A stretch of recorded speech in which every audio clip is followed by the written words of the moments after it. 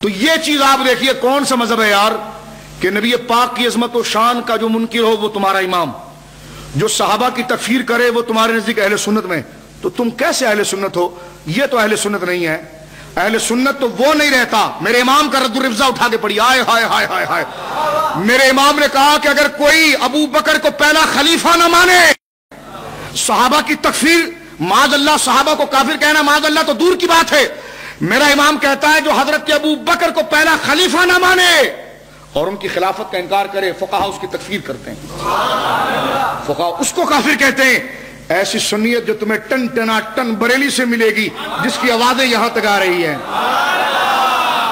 اب آپ یہ کہہ سکتے ہیں کہ مظفر شاہ تم نے صراط مستقیم و تقویت الایمان کو پڑھا ضرور ہے، لیکن تم نے اس سے معنی غلط نکالا ہے۔ ہمارے مولوی صاحب کے کہنے کا یہ مطلب بالکل نہیں تھا، درود پاک پڑھی ایک دفعہ، کہ ہمارے مولوی صاحب کے کہنے کا مطلب ہرگز یہ نہیں تھا۔ تو آپ کہہ سکتے ہیں کہ 10 بندے کہہ سکتے ہیں ہاں یار اس بندے کی بات سنو، اس بندے کی بات سننی چاہیے کہ یہ کہہ رہا ہے کہ بھائی میں کہہ رہا ہوں کہ دیکھو انہوں نے نمازوں کے بارے میں لکھا کہ حضور کا خیال نماز میں آ جائے تو معاذ اللہ ایسے ہی بات لکھی، اور حضور کے بارے میں یہ لکھا کہ معاذ اللہ حضور کے جسد مبارک کے بارے میں قبر کے تصور سے اتنی گھٹیا بات لکھ دی کہ مر کر مٹی میں ملنے والی بات لکھ دی، اپنے مولویوں کے لیے سب کچھ جائز کر دیا۔ پھر آپ کہتے ہیں کہ میں بات نہیں سمجھ پایا، تو کیا کوئی جناتوں کی زبان تھی کہ جو میں نے غلط سمجھائی آپ کو؟ اردو میں آپ پڑھ لیجئے اور سمجھا دیجئے مجھے۔ کہ لیکن نہیں سمجھا تو ہم بھی نہیں سکتے آپ کو، لیکن بات آپ نے ٹھیک نہیں کی۔ میں نے کہا چلو پھر کوئی ثالث بنا لو، 3rd پرسن بیچ میں لے آؤ، جج لے آؤ، حکم لے آؤ نا۔ کہ لیکن نہیں حکم کون؟ میں نے کہا جو تم کو بھی ٹھیک لگے مجھے بھی ٹھیک لگے۔ کہ لیکن نہیں، میں نے کہا چلو جو تم کو ٹھیک لگے اسی کو لاؤ، جو تم کو ٹھیک لگے اس کو لاؤ، اور اس سے پوچھو کہ یہ جو باتیں کی ہے یہ گستاخی ہے یا نہیں، اس سے اختلاف ہوگا کہ نہیں ہوگا۔ کہ لگے میں کس کو پیش کروں؟ میں نے کہا کیوں؟ ابھی اپنے اکابر کا نام نہیں یاد تو قبر میں کیا کرے گا؟ کہ آپ کو یاد ہے؟ میں نے کہا ہمیں پورے شجرے یاد ہوتے ہیں،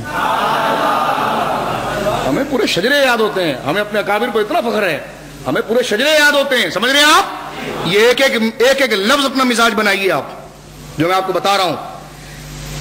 تو کہنے لگے آپ ہمارے کسی اکابر کا نام لیں۔ میں نے کہا آپ کے حکیم الامت مولانا اشرف علی تھانوی۔ کہنے لگے ہاں، ارے آپ ان کو کیسے لائیں گے؟ میں نے کہا ان سے پوچھتے ہیں کہ اسماعیل دہلوی صاحب نے جو لکھا ہے معاذ اللہ یہ جو لکھا ہے اس سے کچھ فرق ہوا بھی کیوں نہیں ہوا؟ کہنے لگے ہاں ان کی کتاب لائیے اور پھر آپ ثابت کیجئے، اور ہم یہ کہتے تھے کہ آپ غلط کہتے ہیں۔ میں نے کہا چلو آ جاؤ میدان کے اندر، یہ دیکھیے کتاب مرتب ہے حکیم الامت مولانا اشرف علی تھانوی جن کو آپ کہتے ہیں، ٹھیک ہے؟ اب آپ ان کے مریض ہو یا آپ کے حکیم ہیں، اب حکیم صاحب آپ کو دیکھو اب کون سا معجون کھلاتے ہیں، اب آپ کو کھانا چاہیے اور اس کو قبول کر لینا چاہیے۔ کتاب کا نام ہے ارواح ثلاثہ یعنی حکایت اولیاء، ٹھیک ہے؟ اس کے اندر اسماعیل دہلوی کی حکایت کے تحت میں حکایت نمبر 59 پڑھ رہا ہوں۔ حکایت نمبر لکھنے والا اشرف علی تھانوی، میں نہیں، میں نے پوری تفصیل، او سو رہے ہو؟ میں نے پورا مقدمہ رکھا تمہارے سامنے کہ یہ ٹھیک یہ ٹھیک، پھر میں نے کہا حکم لاؤ۔ کہنے لگے حکم نہیں آئے گا جس کو تم بھی قبول کرو ہم بھی قبول کرے۔ ابے میں نے کہا حکم تو وہی ہوتا ہے جس کو دونوں قبول کرے، جس کی جیب تو بھر رہا ہو تو تیرے بارے میں بات کرے گا۔ لیکن میں نے کہا چلو حضور کی ناموس کا مسئلہ ہے، تیری ہدایت کا مسئلہ ہے، میں ہتھیار ڈالتا ہوں اور کہتا جا اپنے گھر کے بندے کو لے آ، جا وہ فیصلہ کر دیں۔ ابھی سر کھجا کر سوچنے لگا، سن رہے ہو؟ کس کو لاؤں؟ تو میں نے کہا کہ کیوں ابھی بھول گیا؟ تو مجھ سے کہنے لگا آپ کو سب یاد ہوتے ہیں؟ میں نے کہا ہمیں تو پورے شجرے یاد ہوتے ہیں۔ میں نے کہا چل پھر مولانا اشرف علی تھانوی کو کر لے آئے؟ کہ لگا ہاں ان کو لے آئے۔ میں نے کہا ان کو تو میں کل لاؤں گا، لیکن آج ان کی کتاب لاتا ہوں، ٹھیک ہے؟ آج ان کی بولیے ان کی کتاب لاتا ہوں۔ تو یہ کتاب آپ نے دیکھ لی، اب اس طریقے سے نہیں سمجھا تو کس طریقے سے سمجھا؟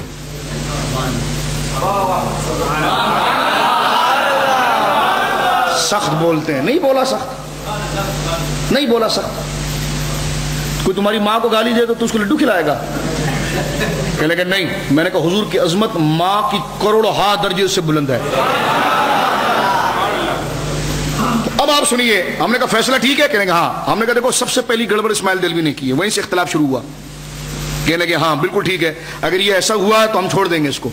میں نے کہا دیکھو رائٹر تمہارا اشرف علی تھانوی، اب کتاب حکایت اولیاء اربع ثلاثہ حکایت نمبر 59، اپنے ان نوجوان دوستوں کے لیے میں نے موضوع کچھ اور بیان کرنا تھا آج، لیکن میں نے نئے چہرے دیکھے تو فکر رضا سمجھانے کے لیے میں نے جان بوجھ کر یہ موضوع رکھا، کیونکہ ہم نے اپنی شیخیت نہیں بگاڑ رہی ہے، جو ہدایت کے پہلو ہے وہ آپ کو سمجھانے ہیں، ٹھیک ہے؟ ورنہ آج مجھے رد بدعات پر بات کرنی تھی تقابل کے ساتھ، جس پر میں نے تیاری کی تھی. تو اب آپ دیکھیے اس میں مولوی اسماعیل دہلوی کے بارے میں غور سے سنو، بھولو گے تو نہیں. مقدمہ چل رہا ہے، مقدمہ. ایسی عبارت تم ہمارے بزرگوں کے بارے میں نہیں بتا سکتے جو تمہارے خود بزرگ نے بڑے پیر کے بارے میں لکھا ہے. میں نے کہا تمہارے بڑے پیر کا، ہمارے وہاں بھی بڑے پیر ہیں. میں نے کہا نہیں، وہ منگل بدھ جمعرات پیر. تو میں نے کہا یہ دیکھو، غور سے دیکھو. مولوی اشرف علی تھانوی لکھتے ہیں کہ واضح طور پر انہوں نے اس بات کو لکھا، وہ پوری لکھتے ہیں. خان صاحب نے فرمایا کہ مولوی اسماعیل دہلوی صاحب نے تقویۃ الایمان اول عربی میں لکھی تھی. یہ تھانوی صاحب لکھ رہے ہیں. اب آپ دیکھیے اس بات کو فیصلہ کر رہے ہیں جناب واضح طور پر مولوی اشرف علی تھانوی.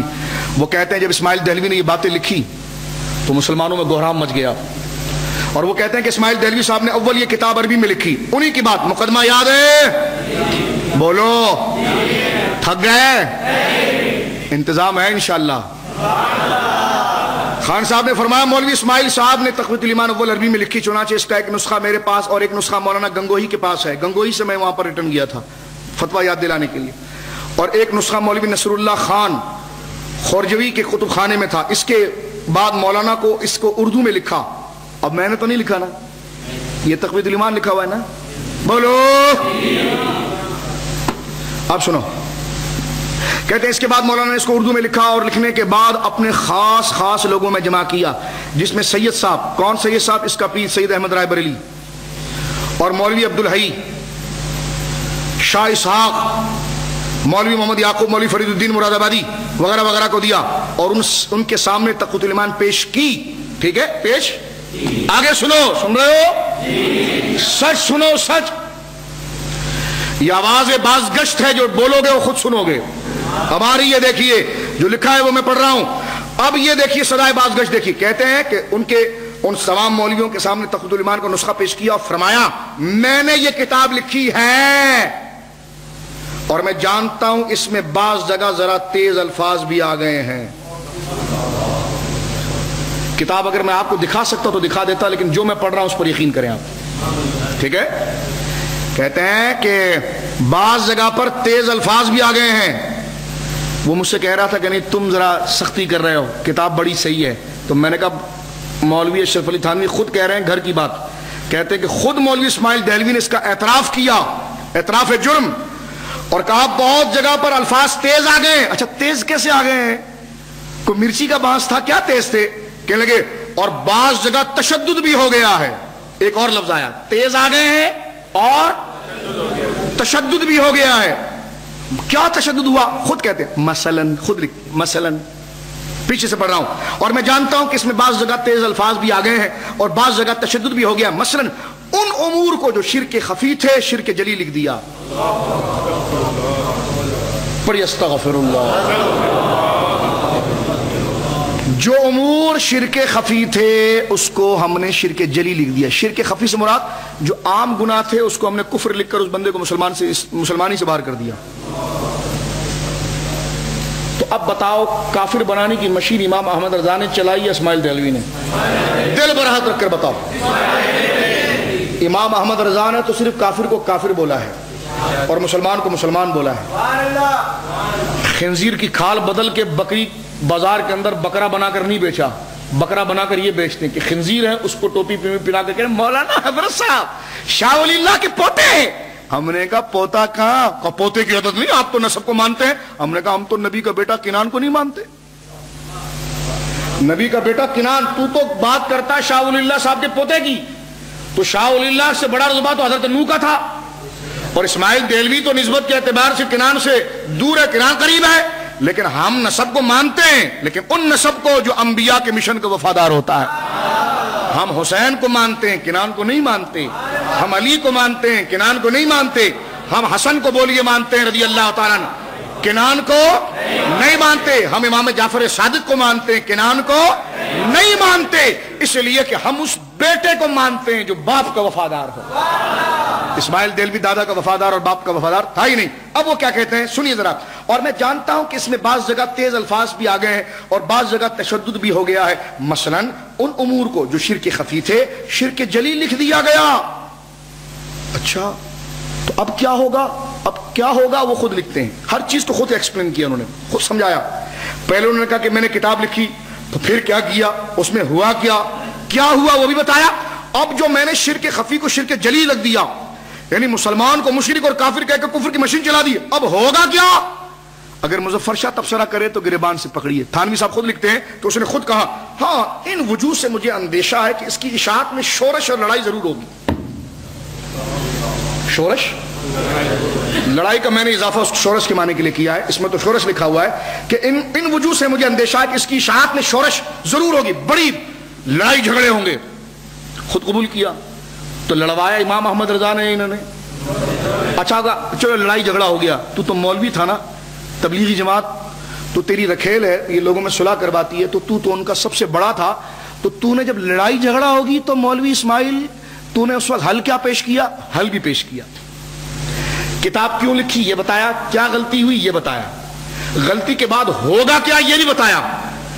ٹھیک ہے، ہوگا لڑائی جھگڑے ہوں گے، پھڈے ہوں گے، اس لیے کہ جو حضور کے لیے گالی سنے گا وہ برداشت کرے گا؟ مر کر مٹی میں ملنے والے الفاظ سنے گا، برداشت کرے گا؟ ہم ہر ایک کے پیچھے نماز پڑھتے ہیں، میں نے کہا اتنی تمہیں جرت ہونی چاہیے پروفیسر ڈاکٹر یا دوراجی کے سیٹھ کہ تو 5 منٹ بیٹھ کے کسی کی بات سن۔ اگر تیرے میں اتنی جرت نہیں ہے تو کسی اور چکر میں، جیسا وہ مرزائی بیٹی کے چکر میں گیا، لیکن تیری شکل سے تو مرد بھی نہیں لگتا، تو بیٹی کے چکر میں کیا جائے گا؟ تو مال کے چکر میں گیا ہوگا، سمجھے؟ تو ایسی چیزوں پر تم فرفتہ ہوتے ہو۔ غور سے سنیں میری یہ بات اور توجہ سنیے اس بات کو۔ کہتے ہیں جناب کتاب کیوں لکھی یہ بتایا، کتاب میں کیا گڑبڑ ہوئی بولیے یہ بتایا، گڑبڑ کے بعد ہوگا کیا یہ بتایا، اور گڑبڑ ختم ہوگی کہ نہیں ہوگی اب وہ بتاتے ہیں۔ سنیے پیچھے سے، اور میں جانتا ہوں کہ اس میں بعض جگہ تیز الفاظ بھی آ گئے ہیں اور بعض جگہ تشدد بھی ہو گیا ہے، مثلا ان امور کی جو شرک خفی تھے شرک جلی لکھ دیا گیا۔ ان وجوہ سے مجھے اندیشہ ہے۔ کیا ہے؟ یہ امت کے مخلص ہیں، اندیشہ ہے کہ اس کی اشاعت میں شورش ہوگی۔ تو مولوی صاحب جب تیری کتاب کوئی قرآن تو نہیں معاذ اللہ، جب اس سے شورش ہوگی تو امت کا مخلص ہونا چاہیے، اس کو بچا۔ لیکن آگے چل کے کیا کہتے ہیں، اس کی اشاعت سے شورش ہوگی۔ اگر میں یہاں رہتا تو ان مضامین کو 8-10 برس میں بالتدریج بیان کرتا۔ ابے تو جب رہ نہیں رہا تھا تو پھر بانٹ کیوں رہا ہے؟ کہتے اگر میں یہاں رہتا تو ان مضامین کو 8-10 برس میں بالتدریج بانٹتا، لیکن اس وقت میرا ارادہ حج کا ہے اور وہاں سے پھر بعد میں عزم جہاد ہے، اس لیے اس کام سے معذور ہوں۔ وہ جہاد کیا ہے وہ سب کو پتا ہے، بالاکوٹ کی تاریخ ہے۔ اس کام سے معذور ہوں اور میں دیکھتا ہوں کہ دوسرا کوئی اس کا بار اٹھا نہیں سکے گا، یعنی کوئی اس کی تشریح لکھ نہیں سکے گا۔ تو ظالم جب تمہیں سب پتا ہے کہ تو نے اتنی علمی کتاب لکھی ہے کہ دوسرا کوئی اس کو شرح کر ہی نہیں سکے گا، جس کی اردو پڑھتے ہوئے ہم نے 5 دفعہ آگے پیچھے ہوئے کہ اردو کا کی کو کا غالب ہوتا تو پیشاب کرتا ہے اس عبارت پر کہ یہ اردو کا تو جنازہ ہے، یہ تو اردو کا بولیے جنازہ ہے، غالب پیشاب کرتا ہے اس پر، پیشاب بھی نہیں کرتا، وہ تو بگا یہ کوئی اردو ہے؟ اردو میرے امام محمد رضا کی، ملک سخن کی شاہی تم کو رضا مسلم، جو سمت آ گئے ہیں سکے بٹھا دیے۔ کہتے ہیں اچھا اب کیوں لکھا؟ تشدد ہوگا، جو شرک خفی تھا شرک جلی لکھ دیا، لیکن اس کے بارے میں لڑائی جھگڑا ہوگا، لیکن ابھی میرا ارادہ حج کا ہے اور میں جانتا ہوں کہ اس کا بار کوئی دوسرا اٹھا نہیں سکے گا، اس لیے میں نے کتاب لکھ دی ہے، گو اس سے شورش ہوگی۔ عبارت سن رہے ہیں آپ؟ گو اس سے لڑائی پھڈے شورش یہ ہوگی، مگر توقع ہے کہ لڑ بھیڑ کر خود ٹھیک ہو جائیں گے۔ حل پیش کر دیا، لڑ بھیڑ کر سب ٹھیک ہو جائیں گے۔ اب آپ کے سینے میں دل ہے اور آپ کے سر میں دماغ ہے، آپ کے سینے میں ضمیر ہے، آپ مزاج رکھتے ہیں، غور کر کے بتائیں فتنہ بریلی سے آیا یا وہابیت سے آیا؟ امام احمد رضا تو ہمارے مخلص تھے، جنہوں نے ہم سب کا عقیدہ بچانے کے لیے خود کو تنہا قربان کر دیا، اور 100 سال سے وہ ان کے لیے گالیاں لکھتے ہیں، لیکن انہوں نے کہا کہ نہیں، امت مشرک نہیں ہے اور یہ عبارت غلط ہے، اور حل پیش کیا انہوں نے کہ لڑ بھیڑ کر سب صحیح ہو جائے گا۔ میں کہتا ہوں وہابیوں، اگر بات کسی مولوی کی گالی کی ہوتی، بات اگر کسی کے جائیداد کی ہوتی، بات اگر خاندانی لڑائی کی ہوتی تو لڑ جھگڑ کر 2 آدمی صلح کر دیتے، لیکن بات ناموس رسالت کی ہے۔ بولیے بات ضمیر زندہ ہے آپ لوگوں کا اور الحمدللہ زندہ ہے. بات اس پر گردن تو کٹ سکتی ہے لیکن صلح نہیں ہو سکتی. اس پر بولیے گردن تو کٹ سکتی ہے, سینے پر